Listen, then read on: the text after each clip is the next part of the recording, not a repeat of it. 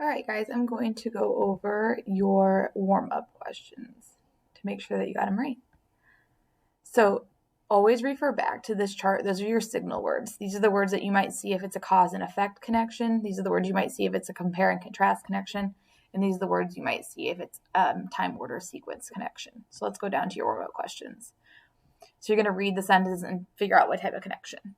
First, the boy brushed his teeth, then he combed his hair. So I see the word first, and then, and going up into my chart, I know those were time order sequence signal words. The whale is similar to the dolphin because they both live in the ocean. I know similar and both are signal words, and they are compare and contrast signal words. They're comparing a dolphin to a whale. And the last one is running on the ice led to the boy slipping and falling. My signal word is led to. That's a cause and effect connection.